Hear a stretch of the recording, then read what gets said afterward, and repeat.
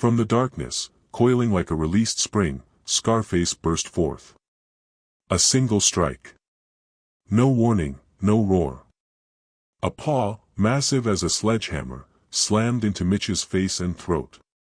A claw sliced like a straight razor across his carotid artery and trachea. A patch of skin, nearly to the bone, was ripped from his face. Mitch crumpled. From the gaping wound in his neck, a massive, pumping geyser of blood erupted, drenching the ground and the low shrubs. He hadn't fed. He had killed. Hi. I write different kinds of stories, some real, some imagined. Sometimes they make you think, sometimes they make you feel. And sometimes they simply let you escape into another world for a moment. Your opinion means a lot to me. Tell me what I could improve, what to add. Or what kind of stories you'd like to hear next.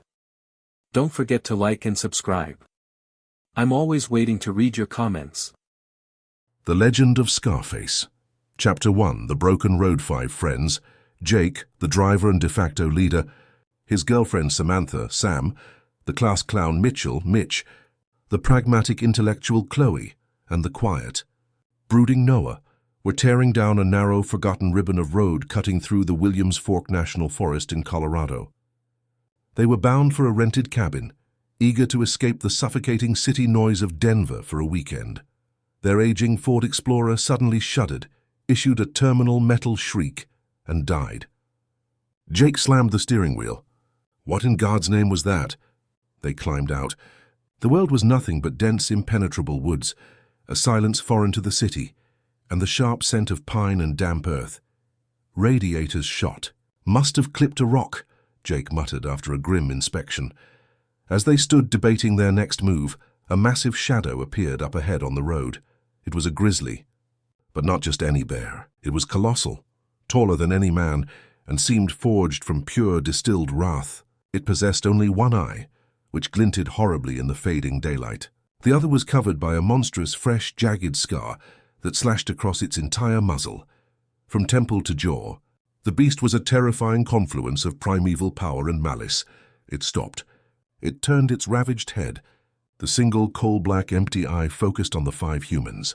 No growl, no movement, just a stare that froze the blood in their veins. Mitch let out a small, strangled gasp.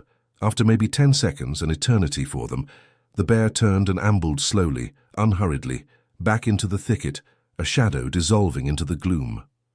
It didn't bolt. It simply left, leaving behind the terrifying certainty that it hadn't been scared off, but had merely postponed something. The group scrambled back into the car. Panic was a frantic, buzzing thing in the cramped space. No signal. The road was deserted. They spent a long time huddled, arguing and trembling. Jake insisted the car was the safest option. Locks, steel. Chloe, ever the realist, agreed. We'd be easy prey in the woods. Driven by pure survival instinct, they decided to wait until morning, praying for a passing vehicle or the bear's total departure. The sun dropped. The forest became an abyss of darkness, barely pierced by the explorer's headlights. Mitch, who had held it together the longest, finally had to give in to a basic need. Be right back. Just behind the bushes, Sam, hold the flashlight, he whispered. He only went a few yards. Just as Mitch sighed in relief, the brief moment of peace was shattered. From the darkness, coiling like a released spring, Scarface burst forth. Death 1. Mitchell, a single strike. No warning, no roar. A paw, massive as a sledgehammer, slammed into Mitch's face and throat. Scarface's claws were long as daggers. The boy didn't even have time to scream. A claw sliced like a straight razor across his carotid artery and trachea. A patch of skin, nearly to the bone, was ripped from his face. Mitch crumpled. From the gaping wound in his neck, a massive, pumping geyser of blood erupted, drenching the ground and the low shrubs. Jake, Sam, and the others heard only a dull thud and a wet, sickening crunch, followed by the sound of a body collapsing. "Mitch!" Sam screamed. Jake flipped on the high beams and saw it, the huge, hunched back of the beast pausing for a moment over the body. Then Scarface, as if its duty were done, retreated back into the blackness. It hadn't fed. It had killed.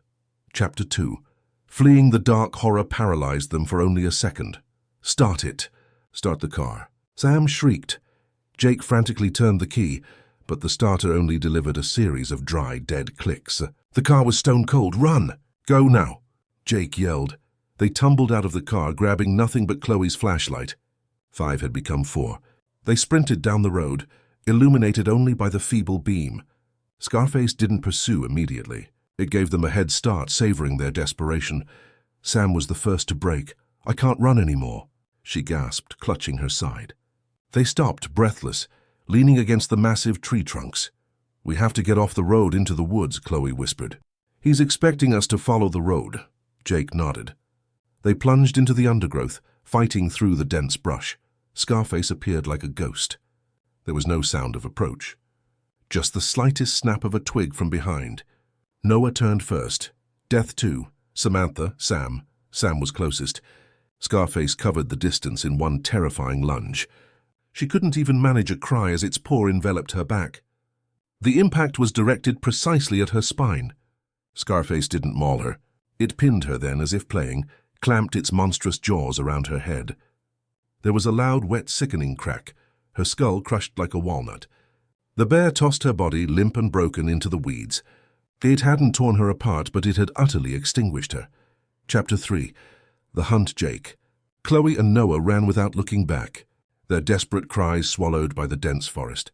They scrambled up a small, rocky incline where the forest was slightly sparser. They hid between 2 massive boulders. They had only one flashlight, which Chloe kept off. "Quiet," Jake choked out. "He's smelling us out." From the darkness below came a sound. Not a roar, but a low, wet, guttural snuffling. The bear was testing the air. It wasn't relying solely on sound. "There he is." Noah pointed with a trembling hand. 10 yards away, in a shaft of moonlight that sliced through the canopy, they saw him. Scarface was slowly, deliberately ascending the slope. "Split up," Jake whispered. "We have better odds individually." Jake bolted right, Chloe left. Noah hesitated. He was paralyzed by terror. Death 3. Noah. Noah tried to scramble back down, hoping to flank the beast, but the bear was faster and smarter. Scarface seemed to know exactly where the prey would be. It caught Noah when he was barely 5 feet away. It gave him no chance to flee. Grabbing the boy by the leg, Scarface dragged him down and instantly plunged its teeth into his midsection. It wasn't a bite intended to eat, but a savage tear designed to disable and torment. The beast ripped open his abdominal cavity. Blood and viscera spilled out, but Scarface, leaving Noah to writhe in agony, moved on. It wasn't feeding, it was hunting. Chapter 4. The last stand. Chloe and Jake were running in opposite directions. Jake, insane with grief and fear, ran until he tumbled into a small cave washed out by a stream. He crawled inside and lay motionless. Chloe, the more logical one, headed for water. She knew crossing a stream might throw off its scent. She found a small creek. Stepping ankle-deep into the freezing water, she paused. Scarface chose her. The bear was in no hurry. It lumbered up to the creek, breathing heavily. It knew she was there. Chloe saw its reflection in the water. Its single eye glowed yellow. "No," she whispered. Death 4. Chloe. Scarface didn't leap. It simply stepped into the creek and walked toward her. Chloe scrambled to run, but the water slowed her. The bear reached her near the far bank. It seized her by the back of the neck. Then, using its impossible strength, it violently shook her like a rag doll, shattering her cervical vertebrae. It dropped her body into the water. Her face hit the rocks, and the gentle current slowly dragged her downstream. Chapter 5. The foggy dawn. Jake sat in his cave. He had heard everything. Noah's scream, the splash in the creek, the heavy breathing of the beast. He was the last one. The silence came suddenly, as if the bear had simply decided to leave. Jake couldn't believe it was over. He waited. With the first hint of daylight, the fog rolled in. Thick, white, milky fog rose from the earth and the creek. It quickly filled the woods, turning the trees into spectral silhouettes. Jake, shaking from cold shock and terror, stumbled out of the cave. He could see nothing but mist. He walked back toward the road. He passed Noah's body, mutilated but untouched. He passed Sam, whose broken skull was a gruesome testament to the creature's power. He reached the car. The driver's side door hung open. Jake stood leaning against the wrecked SUV. He heard the sound. A low, heavy snuffling very close. He looked up. Through the dense curtain of fog, only a few feet away, Jake saw him. Scarface. It stood on the road, its massive outline blurred by the mist. It was staring at Jake with its single unmoving eye. There was no hunger in its gaze, only cold primal hatred. It looked not at prey but at an object to be extinguished. The bear stood there for another few seconds as if posing. Then without haste it turned and slowly walked. Its huge hunched figure gradually melted away into the thick, impenetrable fog that had swallowed the forest. Jake was left alone, the last of the five, in the mist-shrouded woods. The hunt was over, and he knew. Scarface had not left because it was full, but because for this night its mission was complete. Enjoyed the story? Leave a like. I want more chilling tales. Subscribe to the channel. Candle, want to hear your own story? Leave a comment.